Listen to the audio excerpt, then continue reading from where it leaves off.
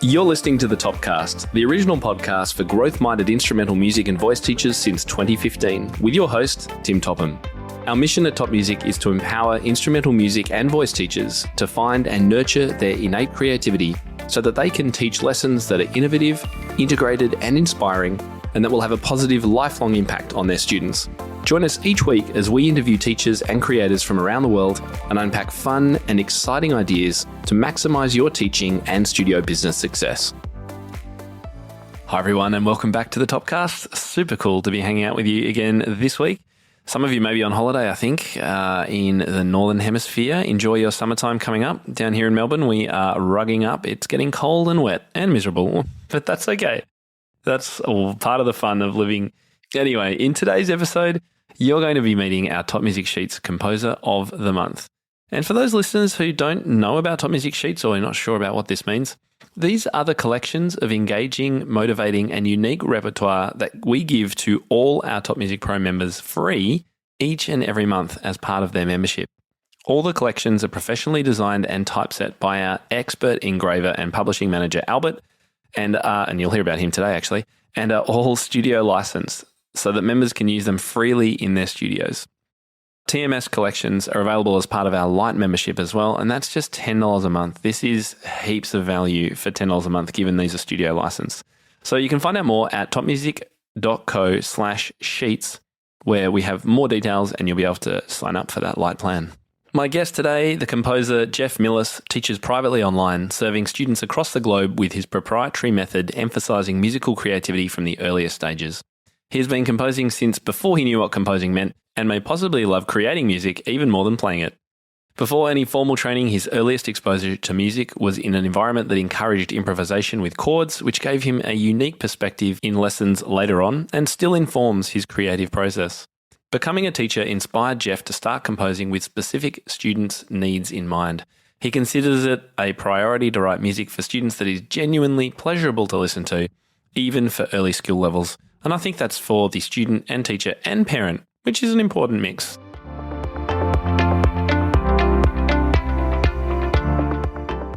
Welcome to the show, Jeff Millis. Great to meet you. Great to meet you too. Thank you. Well, a huge thank you for being our featured composer for this month at our Top Music Sheets. I really appreciate all the hard work that you put into sharing that with us. My pleasure. It was a great experience. I'm glad you enjoyed it. I actually had the fun of playing through it. I always record a playthrough. I hope you don't look too closely because I don't do a huge amount of performance practice before I play. It's often mainly kind of sight reading through. I will have played it a few times, but I really enjoyed, and we'll talk about this a little bit later on. I felt like there was a lot of pattern-based work in your music, which I appreciate because I think it's a great pedagogical tool for teachers. So it'd be great to explore that a little bit later on. But I think the appeal will be great because you've got funk, you've got the piano sounding like a guitar, you've got more kind of free-flowing, esoteric kind of music. Like there's a whole range. So I can't wait to get it in the hands of our members and hear their feedback. Awesome. Cool. So I'd love to hear a bit more about you and your composing work. So first question, is composing work full-time? And if not, what else do you do? No, that would be a dream job. But no, it's not. I mean, I do have a dream job. It's the other dream job. I teach privately full-time right now. And no, I don't. I would love to compose full-time, but that's not my life right now. So. And obviously, a lot of composers. I don't know any. Actually, do I know any? I don't think I know any composers who compose full-time, to be honest. I think they all do some teaching on the side because really the teaching is what inspires a lot of the composing for a lot of composers. 100%. That's true. So, firstly, do you compose for other instruments or just piano? For piano right now, I just joined this cool online community for composers, and who knows what I'll learn to do. But I will say I've written a lot of music like electronically produced, so I sound like I'm playing other instruments. But as far as scoring, to distribute other people to play, it's piano pretty much only so far. So tell me a little bit about your teaching studio then. How many students, what kind of ages, abilities, and maybe what kind of styles you teach too? Right now, well, during the school year, which for us just ended, I'm at about 65 lessons ish a week. I don't remember exactly where it left off. 65? Wait, have you got some groups? No, it's all of those are individual lessons. Oh my goodness, that is a lot of lessons. It is. I do a lot of I teach a lot, but it's what I do, and it's. I mean, the other thing I was going to say though is that it is all 100% online. I used to, when I first started, I was doing house calls, and it just got to be unsustainable. As much as I loved doing it, the one thing that makes it possible to teach as much as I do is the fact that location is no longer a factor, and it was for a long time. So, I mean, I don't think I could do it if it wasn't online, but I love the online way. I know it's not for everybody, but for me, it's perfect. And you obviously, for you, it's perfect in a business sense, number one, because you're able to teach more because you can just go bang, bang, bang, bang, bang to the next student. What about from the student perspective, though? Given that you've obviously been a traveling teacher and now you're doing online, have you found is there things that you've lost that you feel that the students have lost out on, or have they actually gained more, or is it kind of balanced out?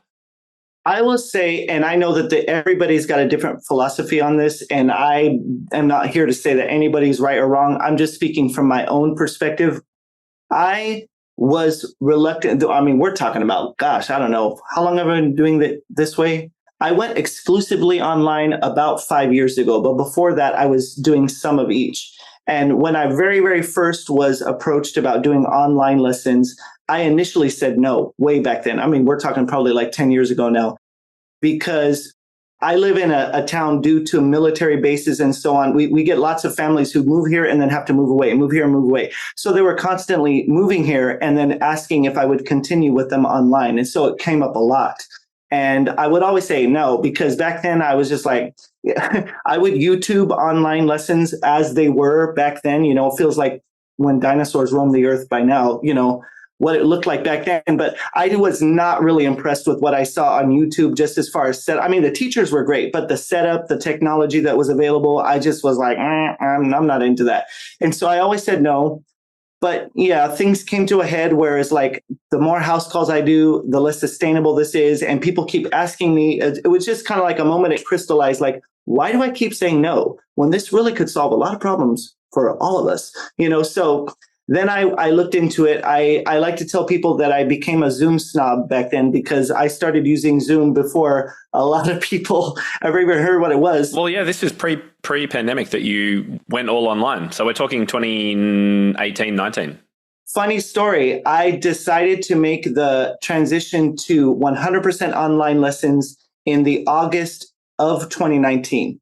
And at that point, nobody knew what was just around the corner. And so I started teaching online just purely for my own out of my own necessity. And then a few months later, like the whole world is like, what's going on? And I had other teachers, you know, like, can you help me figure out what Zoom is? And I was like, yes, with pleasure, you know, because I had, you know, developed something that worked for me. So in my Zoom lessons, it's only 2 people, but it looks like 4 in the meeting because it's my face and their face and my piano and their piano, you know, and the screen shares and all of that. But anyway, to answer your question, whether they lost or gained, this is my philosophy. I read too many horror stories. Unfortunately, it's just the day that we live in, having taught in a school and so forth. I made a decision myself just several years ago that I was going to refrain from physically touching a student during lessons. And I know there are a lot of teachers that do not, you know, they would not jive with that at all. And that's fine. You know, for myself, I just said, I'm going to teach without any kind of physical contact. I started doing that several years ago. And so I found ways to communicate, you know, what I needed to get across, a technique and this and that by saying it and demonstrating it. And so for that, it was very easy to make the transition online. I had most of my families had no issue with it at all. They were like, okay, let's meet online. There were a few who were not sure about it at first, but the overwhelming feedback I got afterward was that we weren't sure we were going to like this, but actually we like it a lot because there are a lot of convenient things about it. And once you start doing it, you really do realize that there's really not anything that you can't get across if you've planned correctly there really isn't anything that I don't get across now that I could before. And then we have all this awesome MIDI stuff that we can use, online, which I couldn't use all my cool MIDI stuff, my apps and things in person, but now I can. So I feel like there is so much to unpack in what you've just said. I don't know where to start. We could almost do a podcast, I think, on your experience as an online teacher. But just a couple of quick little points. It sounds like, and I've heard this from other teachers who have gone exclusively online, there is always a way that you can shape your conversation, questions, and demonstration to achieve the same effect that, or 90% of the same effect that you would have had by manipulating a student's hands physically. On the whole, you can do it. It's just different, and you have to learn techniques and things to say and ways to do it, right? 100%. Yes. The other thing I was going to say was, you mentioned cameras. You say that it looks like there's 4 people in the room when there's only 2 of you. So do you have an agreement with your students that they all have a secondary camera over their hands? With the exception of one family, yes, that's something that I go through. I have a little demo video that I made to show them, this is how you set it up, blah, blah, blah. And the other nice thing about nowadays, the way that, especially since the pandemic, the technology is so much more readily available. Even when I started doing this, honestly, it feels like the dinosaur age, because when I first started teaching online, it was not just kind of a given almost that every house is going to have like an iPad in it, for instance, which nowadays it's like, I tell people, look, is there an iPad in your house? Is there a smartphone in your house? Then you have everything you need. And I have tons of people who do it with just that. There are also, of course, ways to do it with, cooler, more advanced, like nerdy setups. But at the end of the day, they're not necessary. I teach lots of kids with just a phone and an iPad. And most of your lessons 30 minutes? Most, yes. I do teach I have some 45-minute sessions and I have some hour sessions, but yeah, most of them are 30.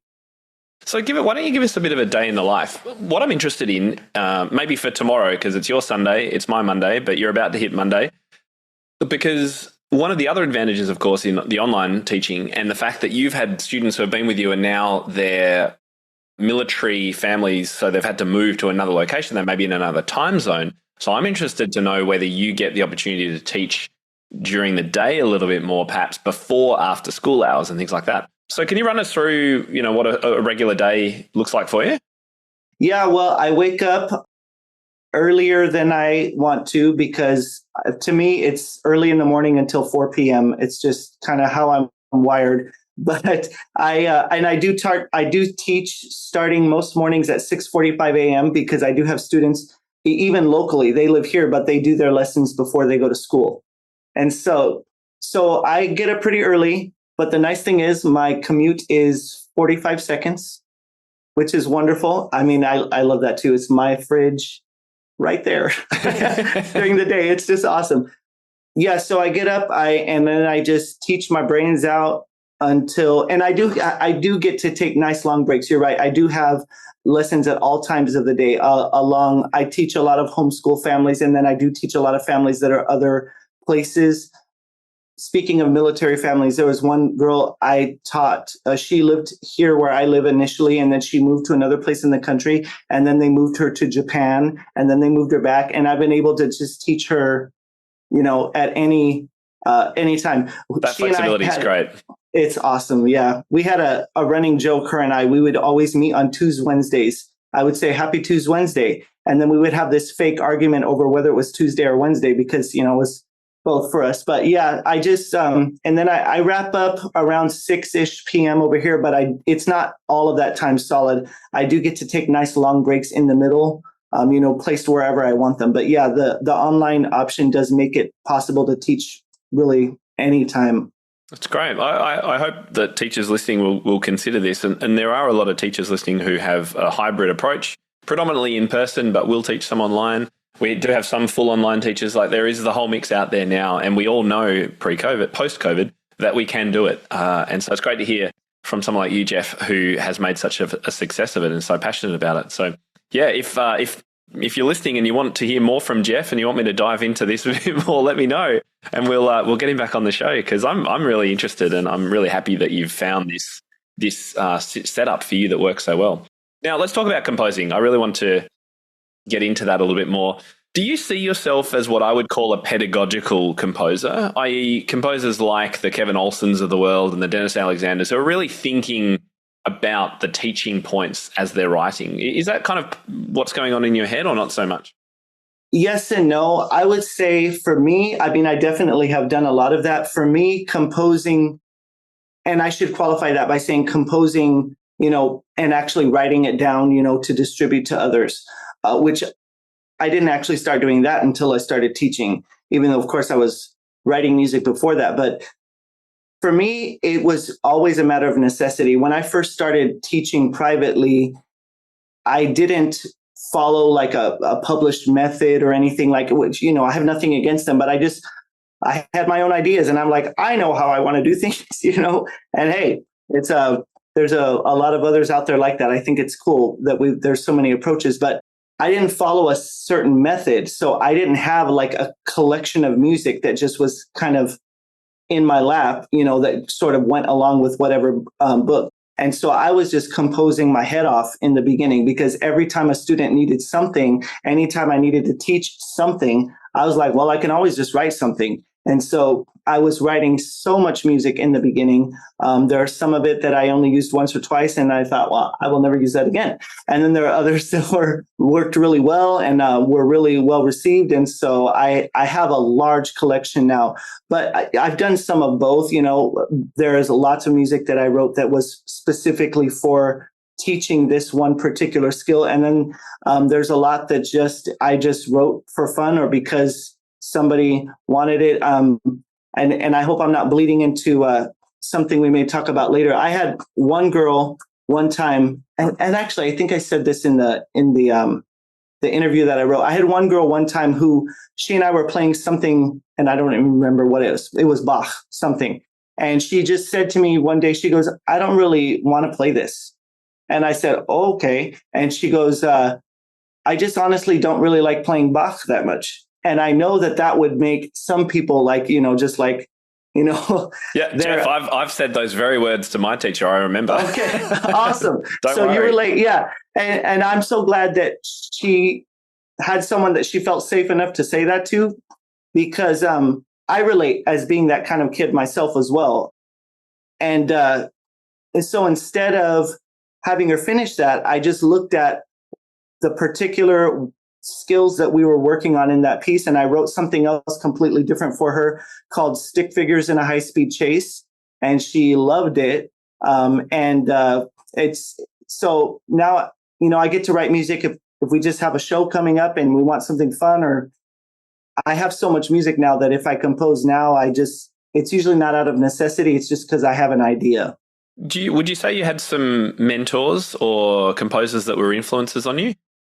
I think that's a really interesting question I was thinking about, because without going too much into past and all that I actually would say that I had mentors before I had official teachers, which is just to say that, when I was a kid, my parents were not well off, and I couldn't get music lessons for myself as early as I wanted them. I was begging for lessons. I wanted them, but it just wasn't available. So I did a lot of just insatiable playing on my own. And I was surrounded by adults who created music.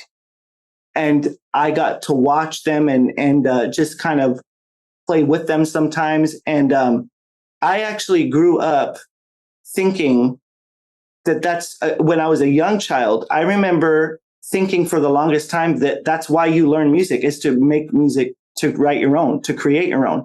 It was not until I was an older child and I finally had my own lessons, I joined an orchestra at school, that it dawned on me that some people learn an instrument to play something that someone else wrote, which I thought was like a very bizarre idea at first. I've grown out of that and I understand the value of it now, but I just really did not, when I was a early kid, I did not understand, why would you want to just play something someone else wrote?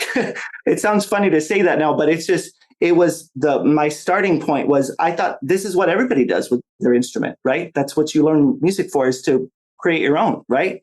And so it really, it still kind of frames how I teach now.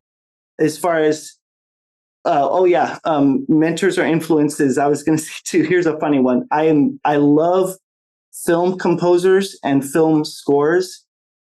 It's the way that it's like such a science and an art form to create emotionally powerful music. I just think it's very cool.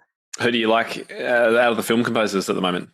Oh, well, I mean, there's the one guy who I feel awful. His name is right out of but he's done a bunch of movies, and he did The Mandalorian, which is like everybody loves that score.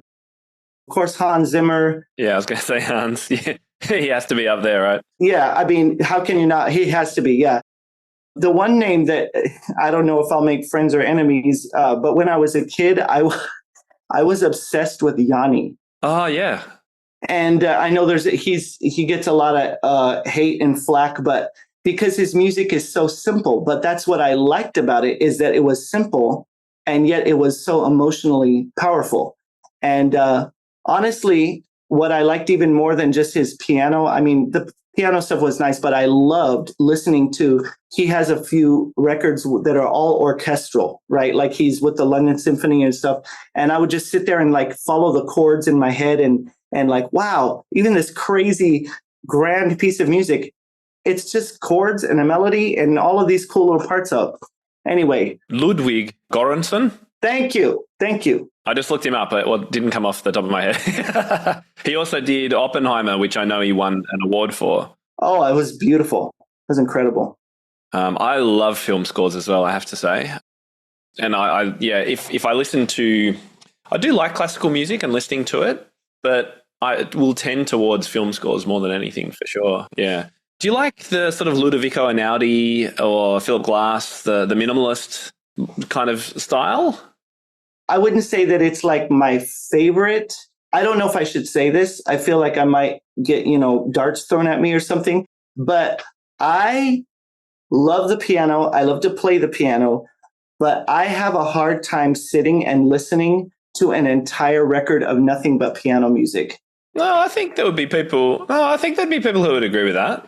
Oh, okay, yeah. Well, good. I feel like I'm not the only one. I think that's why a piano recital is only a set, like you're there for an hour, or because I think you're right. It's not something you want to listen to for hours and hours and hours. Well, I guess some people would, but I understand that for sure.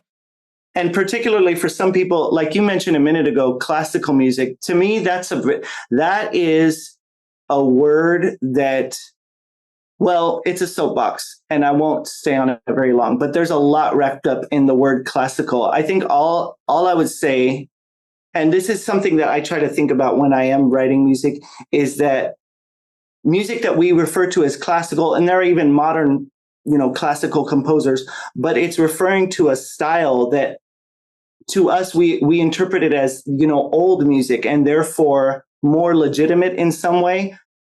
But I feel like it's really important to understand that what we refer to as classical music, at the time when it was written, it was contemporary. It was popular. It was right. It was. Yeah. It was even experimental in a lot of ways. And so, I mean, instruments themselves were evolving, and so composers are writing music for the next iteration of whatever this thing is that we eventually called just the piano or whatever. And so at no time when it was being written was it revered as this ancient and, highly legitimate art form. It was just Strauss waltzes, like we would call that, it's under the umbrella of classical music, but it was pop music. It was dance party music, and they had celebrity feuds over it too. It's the same thing. So anyway, I just feel like it's not a word to get bogged down on. And I feel very strongly about students knowing that if they love music, but maybe either now or forever don't terribly love classical music, that there's still a place. There's still music for them. And I think that's really important. You mentioned earlier that you said something like composing frames how your composing approach frames how you teach, or words to that effect. So I wonder if the way you teach, I assume it's fairly creative, and you as a composer, well, I shouldn't put words in your mouth. Do you do a lot of composing and improvising with your students? Tons, yeah. That's actually, it's well, kind of related to what we were just talking about. A major part of my teaching philosophy is that music performing, let's say climbing on a stage, in a recital setting or whatever, classical performance is a really awesome application of musical skill, but I think it's only one slice of the pie. There are so many things that you can do with your musical skill besides climb on a stage and perform in a classical recital. And a large part of that is creative. I have students that are really into, we do score films, obviously in a not quite to the level of, Oppenheimer, but but we take it apart. We take the process apart, and we create little films so that we can score them, and we improvise. And I feel very strongly about that because I love to see students get to a point where they feel like they're independent musicians, where they can play and create what they want without having a teacher just hand it to them. Well, here, I'm definitely on that page. I'm very passionate as well about the standard recital not being the only summative way of assessing students, because I think we have, because of the 200-year tradition of music teaching, piano teaching in particular, we kind of go to the recital as the way to do it. But there are so many different ways of assessing students, and not every student, and I put my hand up, I was not a performer. I would climb under chairs and run away and cry. And I really very rarely wanted ever to perform as a child. And now there are so many opportunities for students just to, for example, record something privately in a lesson, put it up on YouTube, create something that goes along with a visual, as you've said. Where do you get the visuals? There's lots of places. AI can make it now. I mean, there are so many different ways that we can do this. Even just taking the idea of a recital and making it a composer recital or a pop showcase recital where you've got a little band playing and the students playing pop music. There are so many different ways of doing it. And I just want to remind teachers listening, I guess, that if you have those students who are terrified of performing or don't want to, maybe there are other alternatives. It sounds like you're on that same page too. Oh, yes. I'm wildly applauding on the inside as you talk with all of that, because I say so much of it myself too. And if I can just mention, because you brought up about feeling fearful, right, to perform, I feel like there's so many different kinds of kids, well, adults too. There's so many different kinds of musicians, and some people are just not into performing at all. And I feel like they don't need to be told that they're not real musicians if performing in front of a crowd is not their thing. If they want to arrange music for sale, if they want to, be a professional accompanist or a church musician or something like that, which honestly, those are not the same skill set as a classical musician. And I've been told by several classical musicians, like there are things that those other musicians do that I can't do, and so it's just a different skill set is all it is. But I feel like going back to the fear thought, rabbit trail. When I teach creativity, I feel like it's so cool that nowadays there are so many different processes out there. I've got my own, but I'm sure lots of teachers have their cool, whatever their creative process is, and they've distilled it and they're like, this is how I teach improvisation or creativity. If someone doesn't have a process, there are so many out there to choose from. But at the end of the day, no matter what process you use, I feel like it's really important to impart to students that it does take a unique kind of courage to create music that is different than the courage it takes to climb on a stage. Because I've had very experienced classical pianists come to me and, they can play insanely difficult music, but when asked to create something, they get I call it improvisational paralysis, because they are so used to reading what someone else wrote and then really just thinking, did I do it right? Did I play the right notes? Was the articulation right? That's their first, play what someone else wrote and then just make sure it's right.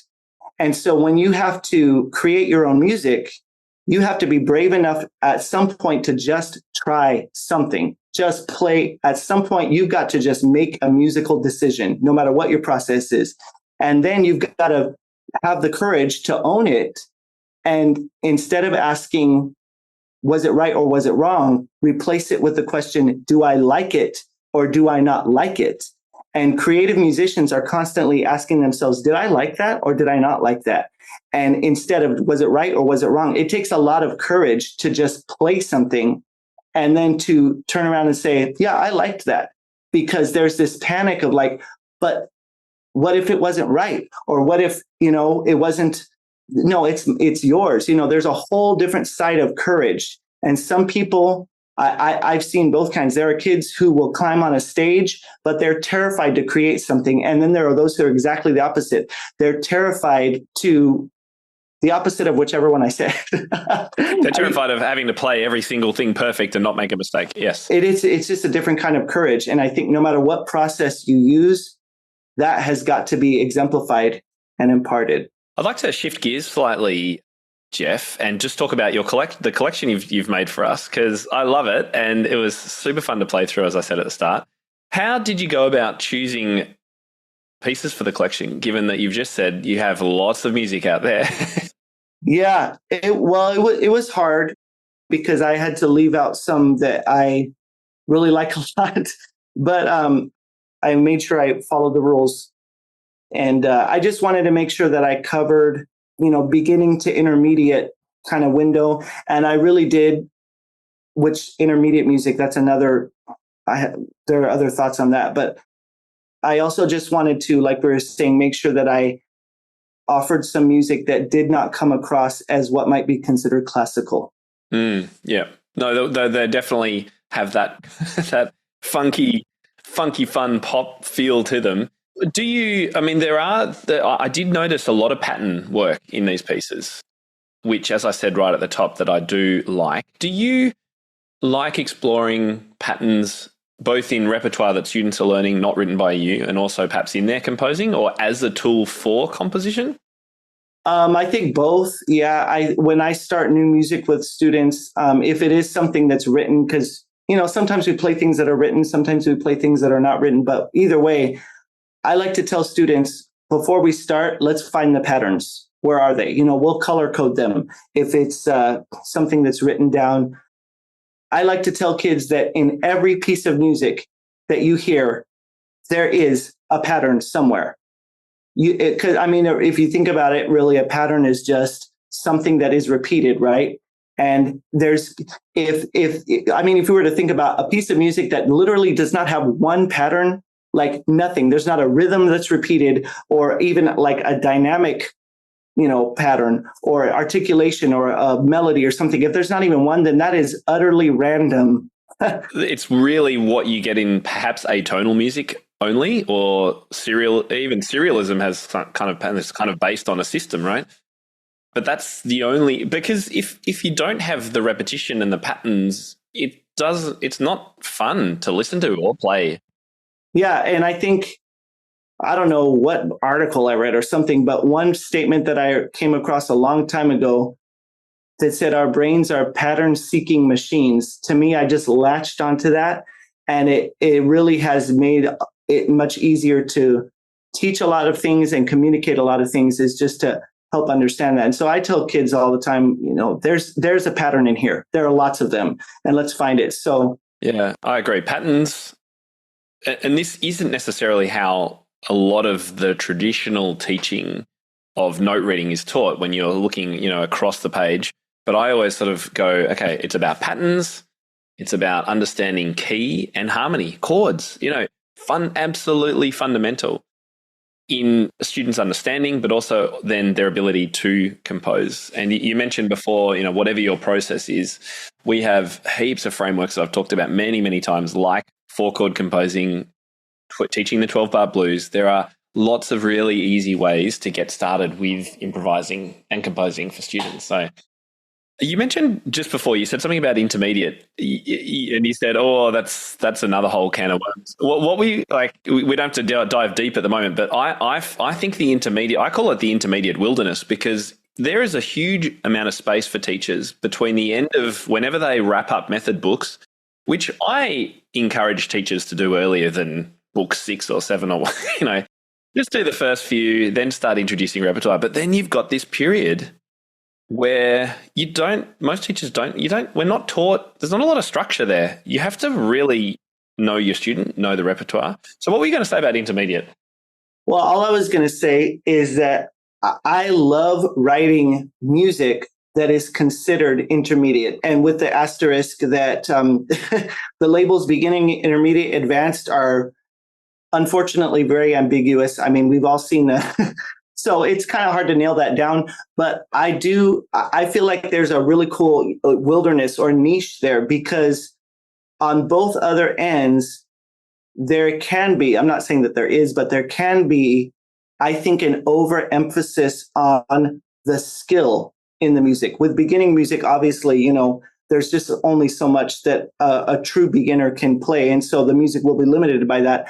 But I feel like also with music that is considered advanced, many times, not always, but many times, the composing process is emphasizing a lot more how hard the music is rather than how beautiful the music is. And to me, one of my personal goals as a composer, I say I want to write piano music that people who don't play the piano would still enjoy listening to, because there's a difference between playing something and the listener being emotionally moved, which is subjective, of course. Yeah, it would be different for everyone. But there's a difference between music that moves emotionally and music that someone goes, whoa, they're really good. I mean, honestly, it's like, I feel like in so many other art forms, it doesn't matter, like for poets or playwrights, painters, choreographers, whatever, experts will teach their students less is more, and that's a really important, because you can make what you do have, whatever idea is there, you can make it so much more impactful by decluttering it, right? And obviously it's an art. There's 1,000 different ways it could come out. But this idea with music, there's like this unique other aspect where if music isn't just supposed to be beautiful, it's supposed to be hard, which I don't know if that element quite manifests the same way in other art forms. And I just feel like in not all, but in a lot of compositions, the composer really went to great lengths to make sure that it was hard, and it just loses a lot of impact. And so myself personally, I love the intermediate niche. I love writing music that is, the student is skilled enough that they're not scared. It's not like they're overly limited in what they can do, but at the same time, we're not just cluttering it with like unnecessarily difficult show-offy stuff that really isn't moving. I don't know if that makes sense. Yeah, it does. And I agree. I don't think I've ever said the same thing. I 100% agree. I don't think I've said it because I don't consider myself a composer. So I haven't been sure whether I'm allowed to kind of say that, but it's nice hearing that from you, because I agree. There does seem to be, in advanced music, it's just like, let's see how hard we can make this and how impossibly difficult, fiendish I can make this, regardless of whether it actually contributes to the overall musical outcome, I think. So the emotional effect. Yeah, that's right. You mentioned leveling too, and Albert, who puts these collections together for us, he's amazing. He's our publishing coordinator here. How was it working with Albert? Oh my gosh, I am in awe of Albert's work, and I hope that he hears me say this. Wow, he's incredibly professional and detail-oriented, and just, I mean, from like our first exchange, I could tell I was dealing with an expert, and I was so happy to just give him music and just like let him do his magic. Like, he gets so much done in such a short amount of time. And I learned a lot about just engraving. which is very useful to me, just dabbling my own toes in the new world of self-publishing. I don't even think he was attempting to teach anything, but I learned a lot. So yeah, no, he does. He provides such detailed feedback to all the composers who work with us, and they've often said that too. Albert is an incredible publisher. He's really, really good. Yeah, for sure. We should probably start wrapping things up. So just a couple of quick last questions. What would you say to there's going to be other teacher composers who might be listening to this. What would you say to them about contacting us and getting involved in this program we've got? Oh, I would say go for it. I say it's really cool. It's an awesome opportunity that I don't know exists somewhere else, to get a reputable publisher and to learn so much along the way. I mean, I didn't honestly have to do much except provide music. And so I think that's really, really cool. And I'm very grateful. Oh, well, we are so pleased that you've been able to contribute to our collection. And let's tell everyone where they can find out more, because I know a lot of teachers are going to start playing this and work with their students on it and go, oh, all right, I need to get more Jeff Millis music. So tell us about where you share. Do you have YouTube, website? Yeah, well, at the moment, I have a brand new site. It's just jeffmillis.com, JEFFMILLIS.com. I do know how to spell my own name. Sorry. But it's brand new. My sheet music store, I was hoping to have it up and operational by the time I recorded this, but I just have had a haywire week. So I am changing all my socials and everything too right now. So at the moment, if at jeffmillis.com, my sheet music store will be open there soon. And I did, it's optional, but I did put a little place where if people want to be notified that there's new music, they can enter an email address or just check back later. I am really excited about the doors, opening and being able to share music. So I do intend to just keep sharing it online. If you can't find me, I'll find you. Fantastic. Or we can connect anybody that wants to connect with Jeff. Reach out to us. We will be happy to put you in touch. Anyone who would like to see this collection, I do a playthrough. It's on YouTube. You can see me playing through it as best I can.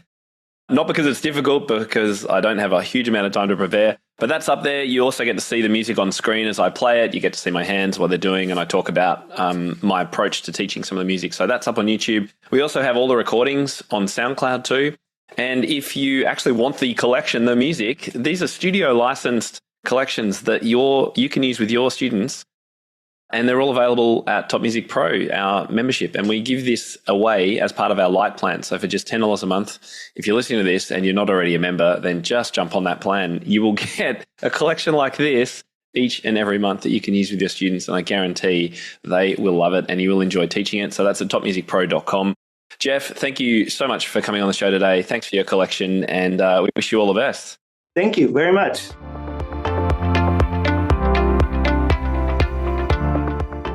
Well, I hope you enjoyed getting to know Jeff just as much as I did. Well, there's so many common threads in our beliefs and the way we teach and stuff. It was really, really cool to hang out with him. And I'm so pleased that he was able to contribute his collection of music to this month's Top Music Sheets collection. Now, if you want to see me playing through this collection, just head over to my YouTube channel. Just search for Tim Topham Top Music. You should be able to find me and you can actually watch me and see the music on screen, etc. We also have professional recordings of all our Top Music Sheets music on our SoundCloud account. There's links to that in our show notes for today and also on our website.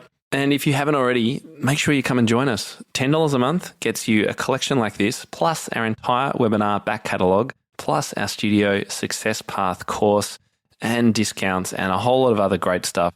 And this alone, remember, this is studio licensed music. You can continue to use this with as many students as you want for as long as you want. That is part of the licensing deal for you as a member. Now, make sure you go and check it out if you haven't already. $10 a month. It's our Top Music Pro Lite membership. Head to topmusic.co/sheets and you'll be able to find out much more about the whole program.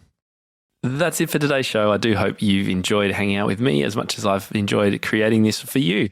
I'll make sure I have something ready for you again this same time and next week. Until then, I'm Tim Topham. Enjoy your teaching or your holiday, wherever you are in the world. How do you keep up to date with all the latest trends and research into music education? How do you connect with other teachers around the world and make sure your teaching stays fresh and relevant for students of all ages and stages both now and into the future? I created our Top Music Pro membership to be the one-stop shop for music teaching resources, training, support and community, and I'd love for you to come and join us inside. With over 40 comprehensive training courses, hundreds of teaching demonstrations and lesson plans, free monthly sheet music, discounts, and all the business and pedagogy support you could ever need, Top Music Pro is the community you've been looking for. If you're ready to level up your learning from the podcast and join thousands of other teachers in our global network, head over to topmusicpro.com today. If you enjoy this show and want to hear more of our work, be sure to subscribe to this podcast wherever you're listening today. For links and resources mentioned in this episode, visit us at topmusic.co/podcast or check out the show notes. I'm Tim Topham. Thank you so much for listening. Enjoy your week ahead, and I'll catch you next time.